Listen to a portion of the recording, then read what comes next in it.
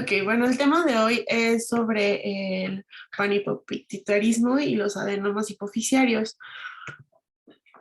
Primero vamos a empezar con el panhipopituitarismo y ¿qué es? Bueno, este va a ser un déficit completo pues, de las hormonas hipofisiarias, como la tirotropina, la hormona de crecimiento, la prolactina, las gonadotropinas y la corticotropina o ACTH. ¿Y por qué se llama así? Es porque no va a existir como tal cual el déficit de solo una hormona, sino va a ser el déficit de todas las hormonas. Ujú. Esta afección pues va a ser pues poco frecuente y es cuando pues deja de elaborar todas estas hormonas o la mayoría y que recordemos que es muy importante porque estas hormonas, bueno, van a influir demasiado en distintos pues mecanismos, por así decirlo, del cuerpo y es pues hay que tenerle pues mucho ojo en este tipo de patología. Y ya veremos un poquito más adelante, pero pues se puede caracterizar por distintos problemas como en el crecimiento, obviamente, obesidad, pérdida de cabello, fatiga y entre otros signos y síntomas.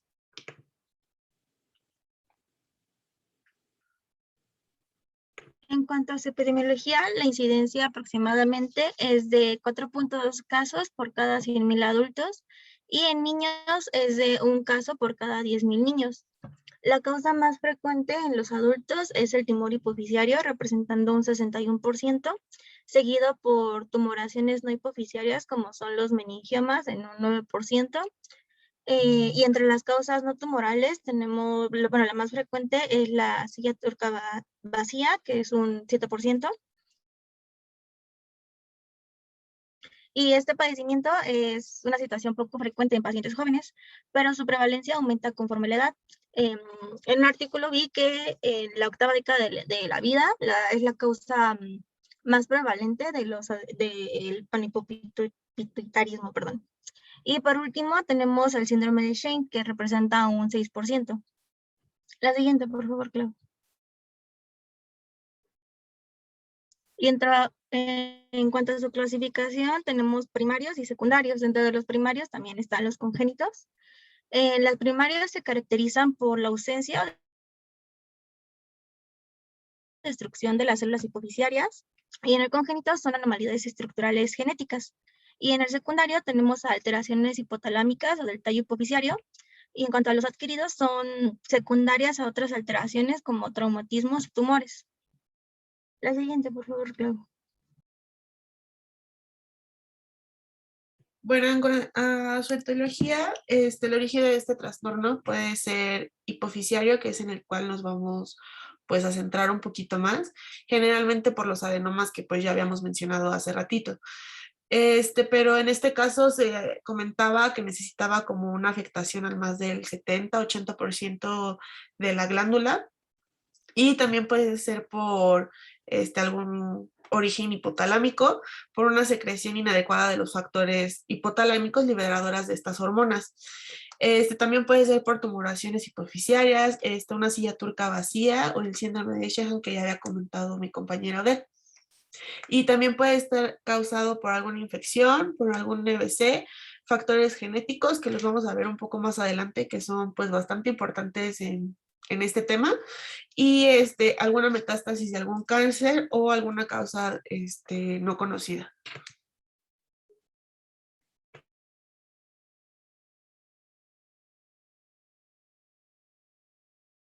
Bueno, para su fisiopatología vamos a empezar con un poco de anatomía y fisiología. Como sabemos, la hipófisis o la glándula pituitaria, perdón, es una glándula que se aloja en el interior de la silla turca. Está localizada en la base del cerebro y el hipotálamo es una parte del encéfalo que está situada en la zona central de la base del cerebro y esta va a controlar la actividad de la hipófisis. Y si recordamos, la hipófisis va a regular la actividad de la mayor parte de las demás glándulas endocrinas. A su vez, el hipotálamo, como les mencioné hace un momento, va a regular la actividad de la hipófisis, que es a lo que llamamos el eje hipotálamo-hipófisis. Estos dos órganos van a determinar la cantidad de estimulación que necesitan las glándulas para medir la concentración de hormonas. En cuanto a la hipófisis, sabemos que consta de dos partes, del lóbulo frontal o hipófisis anterior, también llamada adenohipófisis, que representa el 80% del peso glandular, y el lóbulo dorsal o hipófisis posterior, también llamada neurohipófisis. Les voy a hablar un poquito más adelante. Estos dos lóbulos se conectan con el hipotálamo a través de un tallo que contiene vasos sanguíneos, que es a lo que conocemos como el sistema portohipofisiario, y axones. El hipotálamo va a controlar el lóbulo anterior mediante la liberación de hormonas a través de los vasos sanguíneos del sistema portohipofisiario, y a su vez va a controlar el lóbulo posterior mediante los impulsos nerviosos. En cuanto al lóbulo anterior, tenemos, o hipófisis anterior, que va a sintetizar y secretar 6 hormonas fundamentalmente. La primera va a ser la hormona del crecimiento, o GH o somatotropina. ¿Le puedes dar a la siguiente, Clau, por favor? Okay. La GH va a estimular, no, espera, una antes. La GH va a estimular el crecimiento somático, como su nombre lo dice, y va a regular el metabolismo. Esta hormona, bueno, la hormona liberadora de la hormona del crecimiento, o GHRH, es la principal estimulante y estimuladora de la somatotropina, perdón. Y la somatostatina es la principal inhibidora de la síntesis y secreción de la GH. A su vez, la GH va a controlar la síntesis de los factores de crecimiento semejantes a la insulina tipo 1 o IGF-1, que van a controlar sobre todo el crecimiento corporal, y este factor es producido principalmente por el hígado. Cuando, bueno, hay una variedad de la IGF-1 que está presente en músculos, donde cumple el papel del aumento de la fuerza muscular. Y en cuanto a sus efectos metabólicos, sabemos que la GH son bifásicos sus efectos metabólicos, ya que en un principio la GH va a ejercer efectos semejantes a los de la insulina, con un incremento de la absorción de la glucosa en los músculos y en el tejido adiposo. Va a haber una estimulación de la absorción de los aminoácidos y síntesis de proteínas en el hígado y en el músculo, y hay una inhibición de la lipólisis en el tejido adiposo. Varias horas después se van a desarrollar efectos metabólicos de tipo antiinsulina, bueno, así lo mencionaban en el artículo. Estos van a incluir la inhibición de la captación y el uso de la glucosa, lo que va a aumentar la glucemia y va a estimular la lipólisis, lo que a su vez nos va a conducir a un incremento de la concentración plasmática de ácidos grasos libres, y la concentración de GH se va a elevar durante el ayuno. Esto va a ser con el fin de mantener la glucemia y la movilizar los lípidos como fuente alternativa de combustibles metabólicos. La producción, bueno, por último, de la GH, su producción va a disminuir con el envejecimiento. Y tenemos una molécula de la grelina, que esta se va a sintetizar en el fondo gástrico y va a promover la liberación de la hipófisis de la GH, y esto nos va a regular la ingestión de alimentos y estimular la memoria. La siguiente es la hormona estimulante tiroidea, o TSH, o tirotropina. Esta hormona va a regular la estructura y la función de las glándulas tiroides, donde se estimulan y se sintetizan, se sintetizan y se secretan, perdón, las hormonas tiroideas. La síntesis y liberación de esta hormona es estimulada por la hormona hipotalámica liberadora de tirotropina, o TRH, y es inhibida mediante la retroalimentación negativa por las hormonas tiroideas circulantes. La siguiente hormona hipofisiaria va a ser la ACTH. La ACTH, también llamada corticotropina, va a estar estimulada por la hormona liberadora de corticotropina, o CRH, pero durante el estrés también va a participar la vasopresina, tomando pues un papel importante. La ACTH va a inducir a la corteza suprarrenal para liberar el cortisol y otros andrógenos débiles, como la dihidroepiandrosterona, o GAA. Y su inhibición va, bueno, en su inhibición va a actuar el cortisol circulante y otros corticosteroides que inhiben la secreción de CRH en la ACTH. Este eje del CRH, ACTH y cortisol es importante ya que es la respuesta al estrés, y sin la ACTH, la corteza suprarrenal se atrofiaría y la secreción de cortisol pues sería nula. Las siguientes hormonas son la foliculoestimulante y la luteinizante, o LH y FSH. Estas van a controlar la producción de las hormonas sexuales. La síntesis y la secreción de LH y FSH son estimuladas por la hormona liberadora de gonadotropinas y es inhibida por los estrógenos y la testosterona, perdón. Un factor que controla la liberación de GnRH es la quispectina, que este va a ser un péptido hipotalámico que va a estimular, bueno, va a estar estimulado por el aumento de los niveles de leptina durante la pubertad.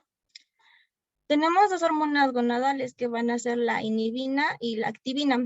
Como su nombre lo dicen, bueno, estas van a afectar a la FSH. La activina va a estimular y la inhibina pues va a inhibir.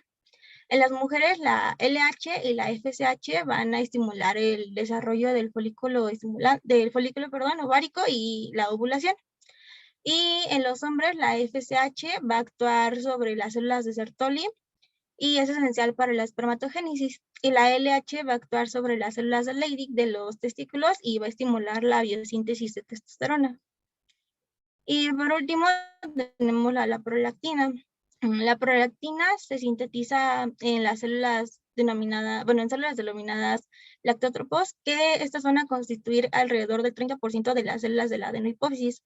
Su función principal de la prolactina es estimular los conductos lactóforos. Asimismo, se secreta prolactina durante la actividad sexual y el estrés. Esta hormona puede ser un indicador sensible de la disfunción hipofisiaria. Bueno, si recuerdan, es el 30% de las células de la hipófisis. Entonces, su aumento pues es uno de los datos clínicos que posteriormente les comentará, creo que Clau. Y justamente es la hormona hallada con más frecuencia en concentraciones excesivas debido a la secreción por tumores hipofisiarios. La siguiente, Clau, por favor. Bien, ahora yo les voy a hablar sobre la neurohipófisis. Esta neurohipófisis, como ya lo comentó mi compañero Ed, también es llamada hipófisis posterior. Y esta va a estar formada por la parte distal de axones de grandes neuronas que se van a situar en los núcleos supraópticos y paraventriculares del hipotálamo. Su función principalmente va a ser producir dos hormonas, la vasopresina u hormona antidiurética y la oxitocina. Para ello van a producir para eso hay neuronas especiales que son las oxitocinérgicas y las vasopresinérgicas. En cuanto a la oxitocina, estas se van a encontrar en las células miopiteliales del útero y de la mama. Entonces, cuando existe una interacción entre la oxitocina con su receptor, se va a producir la activación de una proteína G, que en el caso de la mama, la activación va a incrementar la concentración de calcio en las células y lo que va a hacer como consecuencia va a ser la contracción y la eyección de leche.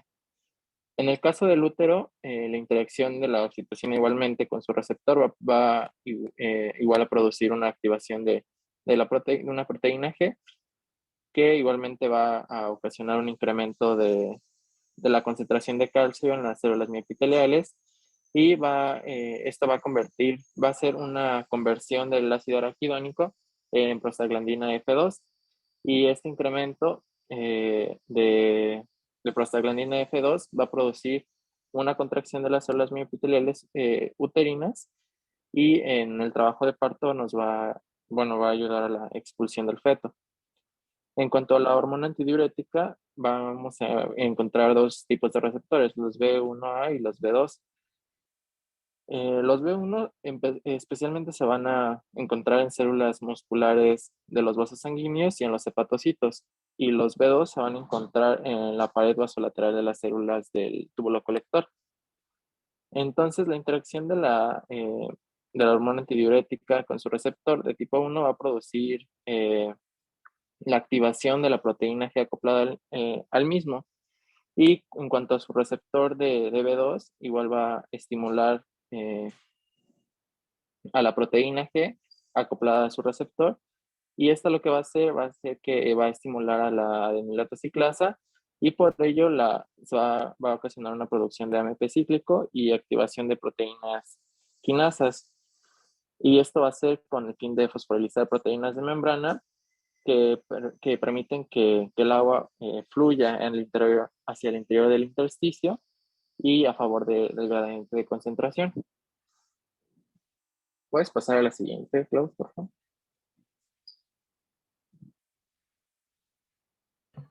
Bueno, y para pues conjuntar los dos temas que les vamos a hablar el día de hoy, de panhipopituitarismo y adenomas, bueno, traté de hacerlo como todo junto porque van de la mano pues los dos temas.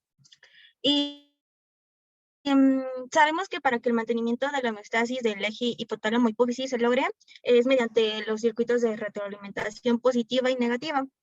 Estos van a estar interconectados, como ya les mencioné hace rato, mediante hormonas y señales neuronales. Pero en el caso de las patologías como, bueno, las que les vamos a hablar, hay una disfunción de la hipófisis, lo que va a alterar la homeostasis de este eje. Esto puede ser causado por metástasis, por un EBC, por infecciones, por factores genéticos, por lesión de un gen o la producción anormal de las hormonas. En el caso del panhipopituitarismo, la insuficiencia hipofisiaria está provocada generalmente pues etiología principalmente es por la presencia de un tumor benigno, que son los adenomas. Estos tumores pueden segregar un exceso de una o más hormonas hipofisiarias, a lo que conocemos como una hiperfunción endocrina. Es importante mencionar que estas neoplasias no van a originar metástasis, al contrario de lo que ocurriría con un adenocarcinoma, y están formados por células adenohipofisiarias. Se les considera tumores monoclonales capaces de expresar y producir hormonas de una forma autónoma. Por lo general, estos tumores se van a desarrollar en la silla turca, pero también pueden encontrarse en el trayecto de migración de la hipófisis anterior durante la vida embrionaria. Si recordamos, puede ser desde el techo del paladar hacia la base del cráneo. Y hay diferentes teorías sobre su desarrollo, pero hay dos principales que son, bueno, que favorecen el crecimiento o la aparición de estos adenomas. Una es la extrínseca, que es la influencia de las hormonas. Aquí encontramos cualquier producción anormal o sobreproducción de las hormonas hipofisiarias, que son todas las que les mencionamos hace rato, la LH, FSH, GH. Y la intrínseca son alteraciones genéticas. En cuanto a las alteraciones genéticas, tenemos la activación de los oncogenes, como lo son el oncogen RAS, el oncogen c-MYC, el oncogen c-FOS, el oncogen GSP. En la proteína G es el segundo mensajero de la CRH. Van a ser mutaciones puntuales en las unidades estimulantes o GSA. Puede ser en la posición 201 del exón 8, ahí se va a sustituir la arginina por cisteína o histidina, o en la posición 227 del exón 9. En esta se van a sustituir glutaminas por arginina o leucina.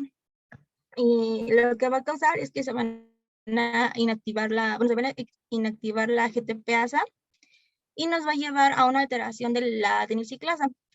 Esto por la fosfoquina E, y va a inducir una inhibición de la fosfodiesterasa. Esto va a resultar en un nivel de AMP cíclico constantemente elevado y nos va a causar que la proteína quinasa A sea activada, y a su vez la proteína quinasa A va a fosforilar espérame un tantito. Perdón. Ok, la proteína quinasa A va a fosforilar al elemento de la respuesta del AMP cíclico, y esto va a resultar en una hipersecreción de la hormona del crecimiento y una proliferación celular, lo que nos va a causar, pues, va a dar origen al adenoma. El siguiente gen es el oncogen HIP2. En el resultado de bueno, es el resultado de la mutación de las subunidades de las proteínas fijadoras de GTP y van a estar inhibidas. Esta mutación va a ser puntual y van a reemplazar glutaminas por argininas, principalmente en el codón 205 de la proteína GI2-alfa, y el resultado de esta inhibición es que la adenilciclasa se aumente y la supresión del AMP cíclico. Por último, tenemos el gen transformador de tumores hipoficiarios o PTTG. Este gen va a inducir la transformación de las células NIH3T3, tanto in vitro como in vivo. A estas células se les atribuye la capacidad de inducir la angiogénesis en los tumores hipoficiarios. Al ser estimuladas, los fibroblastos van a estimular a los fibroblastos para que produzcan un factor de crecimiento fibroblástico, y a su vez va a incrementar la expresión del gen transformador de tumores hipoficiarios, formando una retroalimentación positiva y haciendo que este tumor crezca cada vez más. De igual forma, bueno, otra etiología, si se comprimen las células de la hipoficiarias, da lugar a una producción menor de una o más hormonas hipoficiarias, lo que conocemos como una hipofunción endocrina. También puede ser causada por un exceso de líquido cefalorraquídeo. Esto nos lleva a una extravasación de la periferia de la glándula pituitaria y se comprime, dando como resultado el síndrome de la silla turca vacía. Y esta presión ejercida por el exceso de líquido cefalorraquídeo puede hacer que la hipófisis produzca un exceso o una cantidad insuficiente de las hormonas.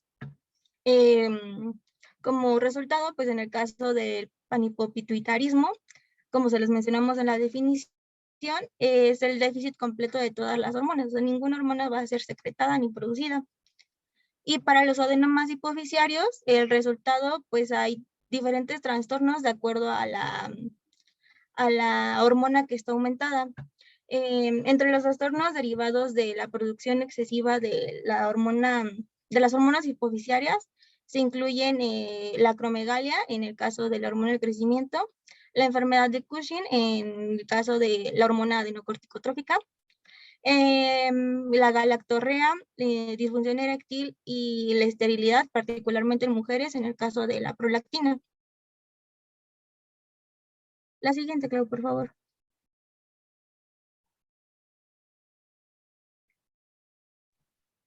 Entre los factores de riesgo que van a incrementar la probabilidad de desarrollar un panhipopituitarismo se encuentran sufrir un daño en la glándula pituitaria, por ejemplo, debido a un traumatismo, una radiación, una propagación de cáncer o una hemorragia postparto.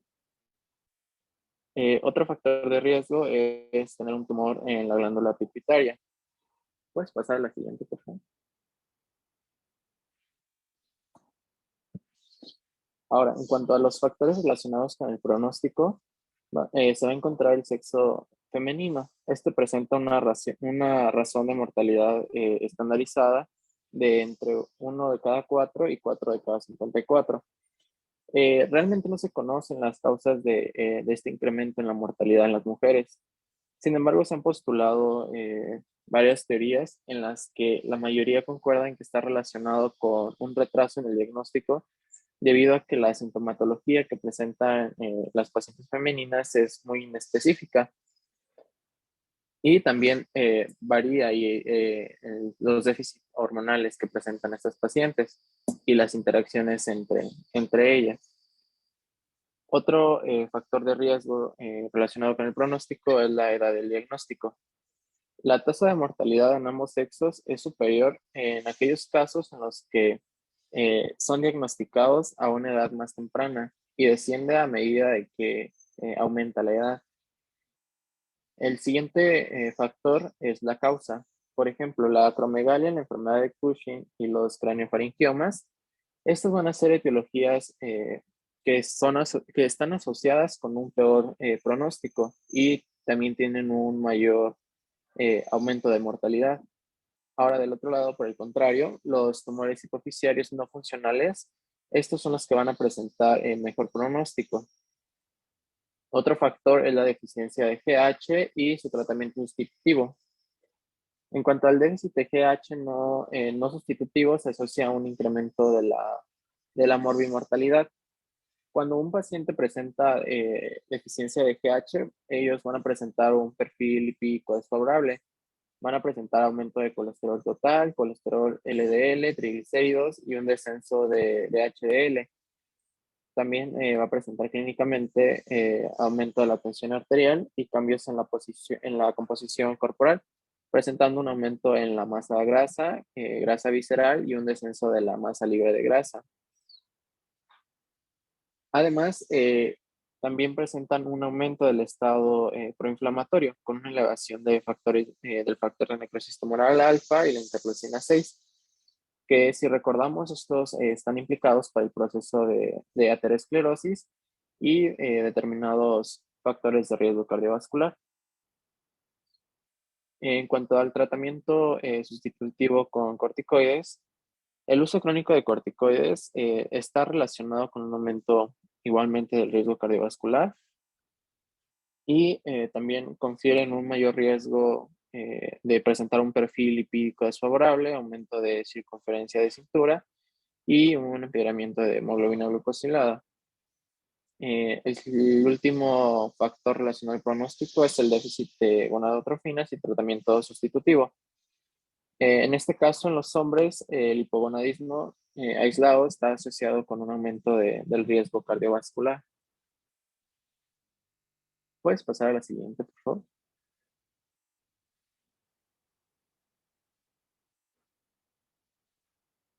Bien, ahora en cuanto al cuadro clínico, los síntomas de presentación del panhipopituitarismo, como ya lo mencionaron en la definición, se va a deber al déficit de distintas hormonas hipoficiarias afectadas.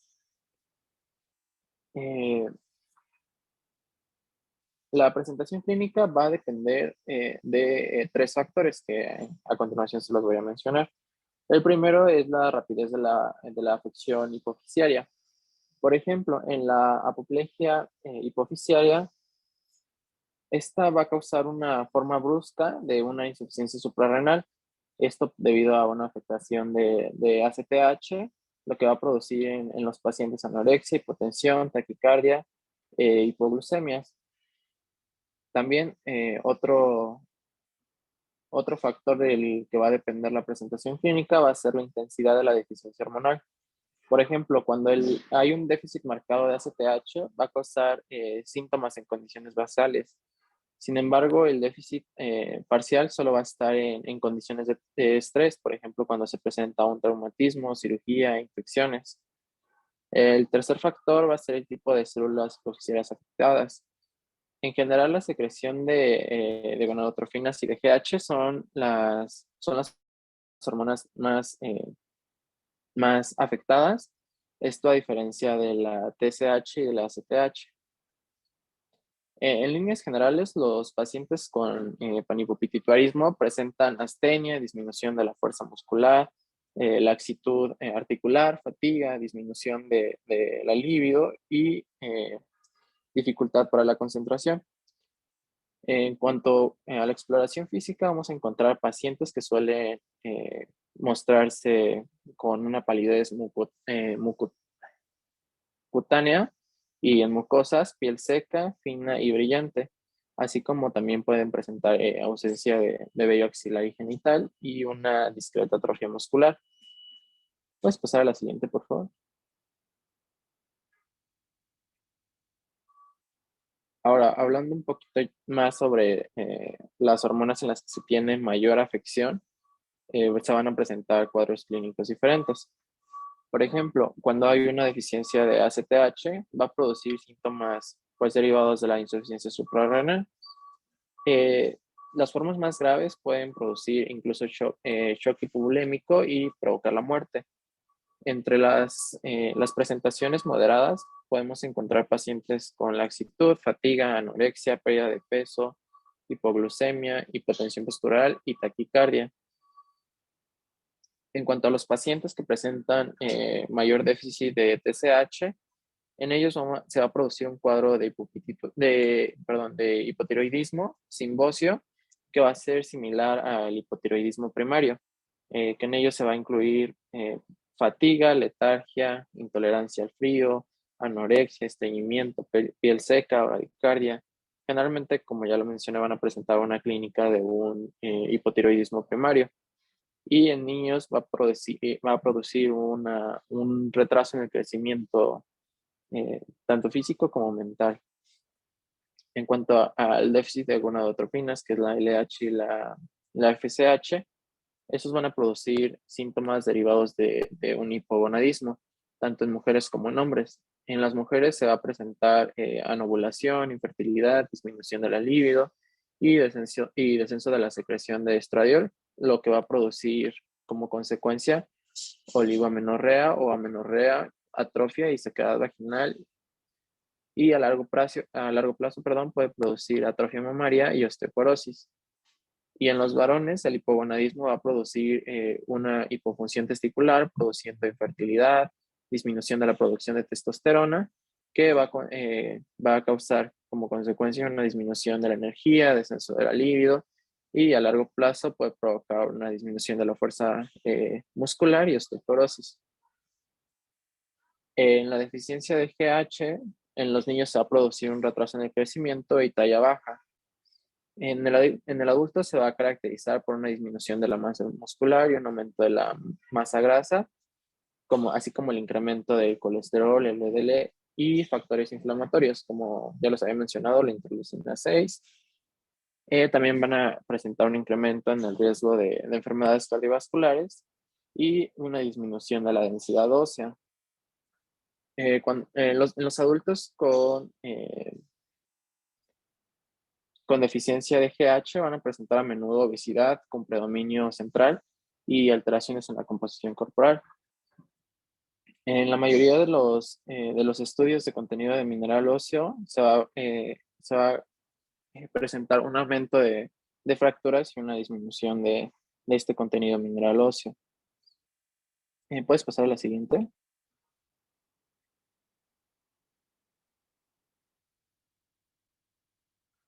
En una deficiencia de prolactina se va a producir una incapacidad para la lactancia materna y muchas causas del panhipopituitarismo, sobre todo en los adenomas hipoficiarios, van a producir una hiperprolactinemia por compresión del tallo hipoficiario e inhibición de la dopamina, que si recordamos es un factor inhibitorio de la prolactina. Y en este caso se va a producir amenorrea, galactorrea en mujeres y disminución de la libido en varones. En cuanto a la deficiencia de oxitocina, va a haber una afección en mujeres en mamas y útero, lo que va a causar un déficit complejo que podría ocasionar dificultades a la hora de dar pecho. Y en cuanto a la hormona antidiurética, que es únicamente afecta al riñón, es orinar frecuentemente durante el día y la noche, así como una orina diluida y una consecuente sed intensa. ¿Puedes pasar a la siguiente, por favor?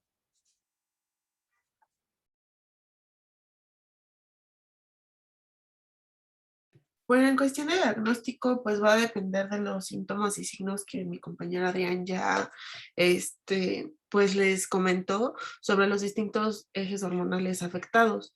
Y la prueba, pues debe iniciarse pues con una sospecha clínica o con un paciente con una condición conocida que produzca este tipo de panhipopituitarismo, como los adenomas, la silla turca vacía y como las otras etiologías que ya lo venimos platicando a lo largo de la presentación. Y a veces pues suelen presentar signos inespecíficos o incluso pacientes que pueden estar incluso asintomáticos. También vamos a realizar una resonancia magnética, que ahorita lo vamos a ver un poquito más detallado en la parte de adenomas, y las pruebas funcionales que les voy a describir, perdón, un poquito más adelante. Y si se llegan a perder como en alguna y si necesitan que les vuelva a repetir o algo, porque sí son como varias, entonces, pues me lo pueden decir y con gusto, bueno, los puedo volver a decir.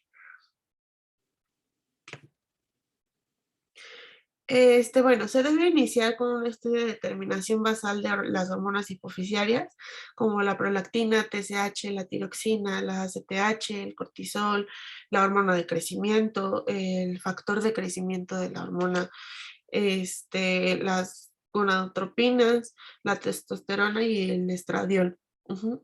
Y estas pruebas deben de realizarse cuando los valores basales van a ser como dudosos, por así decirlo, o si son normales, pero existe alguna, pues como sospecha diagnóstica. Primero vamos a tener pues al estudio de la secreción basal y de la ACTH y cortisol. Perdón, tantito.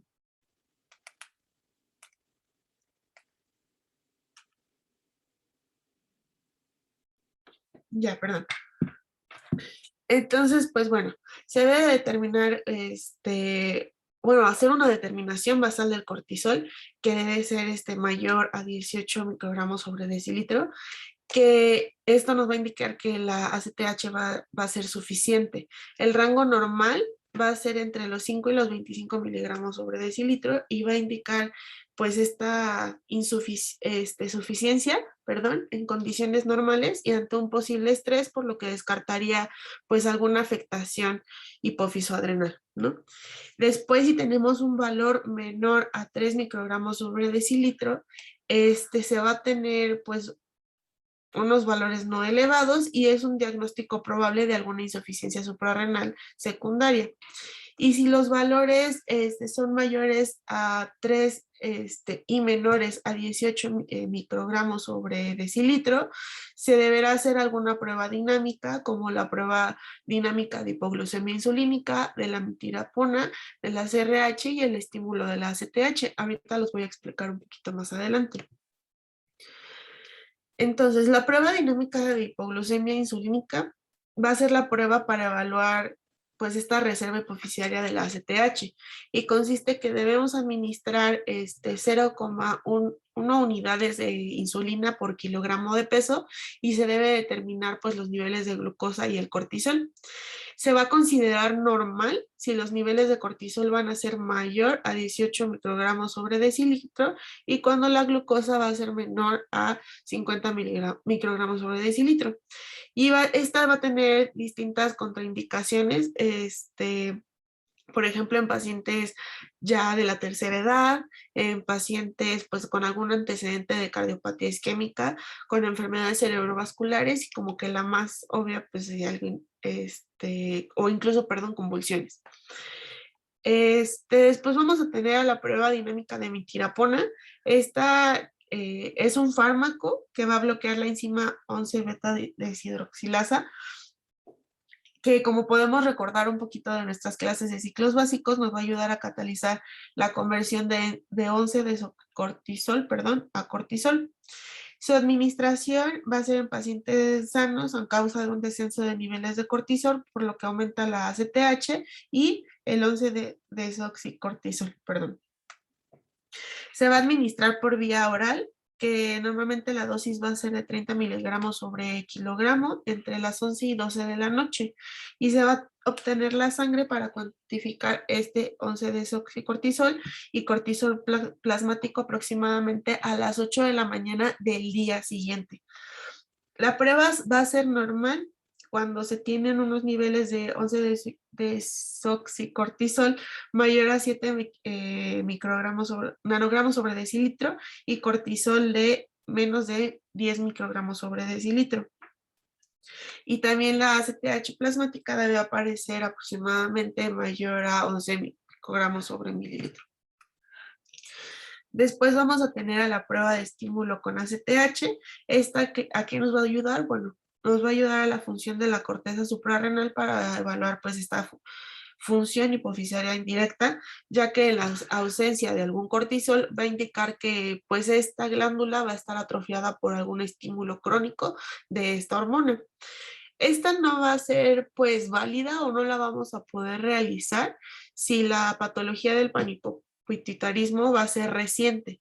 Tampoco nos va a servir para evaluar alguna función hipofisiaria antes de 2 meses de que se realice alguna cirugía. Su procedimiento se va a administrar 0,25 miligramos de ACTH sintética y nos va a evaluar el cortisol en menos en 60 minutos. Y esta debe ser mayor a 18 microgramos sobre decilitro y nos va a indicar que es normal.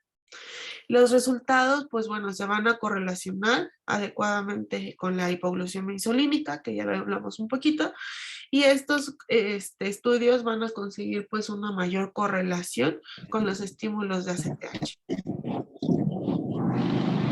Mira, Claudia, estoy ingresando a tu tema, un poco retrasado, pero dice que grabaron la presentación. ¿Me la puedes enviar para escucharla? Porque yo no la escuché. Para Sí, saber qué es lo que platicaste. Ya es la 1 de la tarde. Yo no sé cómo van a darse las clases ustedes solos, o díganme cómo va a ser, porque si van a empezar y van a grabar y no voy a estar presente, pues, o sea, ¿cómo los voy a poder evaluar? Entonces, eso es en primer lugar. En segundo lugar, yo nada más dispongo de 1 hora para la clase, no más de 1 hora. Sí, y ahorita por eso te digo, ya es la 1 de la tarde. Hoy no tengo actividad, pero tengo actividades a la 1 de la tarde y no se pueden prolongar más de ese tiempo. Y yo creo que mañana continuamos con lo demás, igual a las 12. Mándame eso que grabaron para yo escucharlo, para ver qué fue lo que platicaste. Quiero saber si ya ves que ya había yo comentado que hablaran del eje hipotálamo hipoficiario, que hablaran de las hormonas, no sé si hablaron de ellas, hablaron de hipófisis, hablaron de hipotálamo, porque es muy importante que hablen de eso para que puedas mencionar sobre el panhipopicarismo, porque oigo que de eso estás comentando ahorita. sí, doctora, hola, buenas tardes. Sí, sí hablamos de esos temas. Sí se está grabando la clase, nada más que obviamente hasta que se termine la sesión, o si gusta que la termine ahorita y la vuelvo a iniciar porque Ahorita la terminas, porque entonces no tiene caso, si me vas a grabar las clases, si me las vas a mandar y yo no voy a estar presente, pues entonces yo no sé cómo los voy a evaluar.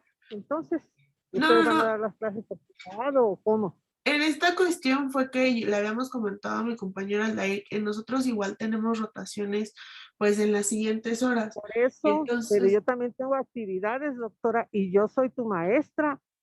Si entonces ustedes no van a necesitar de mí, pues entonces, ¿cómo voy a evaluarlos? Pues no, doctora, quiero, perdón, si hubo alguna confusión. entonces, De hecho, porque si tienes otras actividades, yo también tengo, ni modo que nada más tú.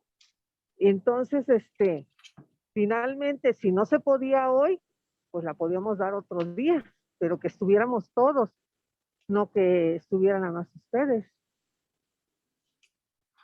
Si no, no tiene caso. Pues yo lo que opino, si no, ¿cómo los evalúo? ¿Cómo sé cómo aprendieron o qué fue lo que hicieron, no? claro, doctora, no, yo lo entiendo, creo que hubo un pequeño de confusión ahí No, y ahora no hubo ninguna confusión, doctor, ninguna. Yo entendí que no estoy yo y ustedes dan su clase por su lado y ahorita me estás diciendo que le vas a seguir aunque yo no esté, pues entonces, que nada más me la vas a dar grabada, entonces, no creo que sea el caso.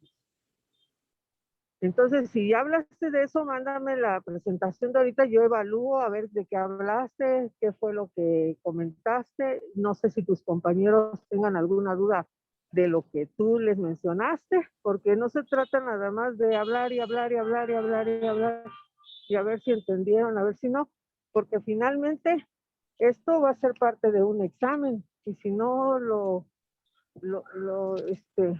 asimilaron, pues entonces, ¿cómo van a poder hacer un examen final?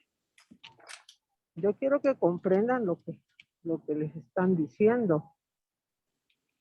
O sea, no se trata nada más de leer y de hablar y de grabar y ya. ¿De acuerdo? Entonces, aquí donde nos quedamos, porque estabas hablando, yo creo, yo creo que ya hablaste de que el panhipopitusismo es la deficiencia hormonal en un porcentaje de la hipófisis. Yo creo que ya dijiste, porque te digo que yo no estaba, yo creo que ya dijiste cuál es la etiología del panhipopitusismo. Ajá, y ya ahorita está hablando de cómo haces el diagnóstico, ¿no? Sí, doctora. Bueno, ok. Entonces, mañana vemos tratamiento del panhipopitusismo y lo que sigue. Y mándame la presentación grabada, por favor, para que yo la escuche y vea de qué hablaron. Pues, Claro, doctora, sí, ¿de muchas acuerdo? gracias. Sí, Doctora, Bueno, ¿qué pasa? Dime.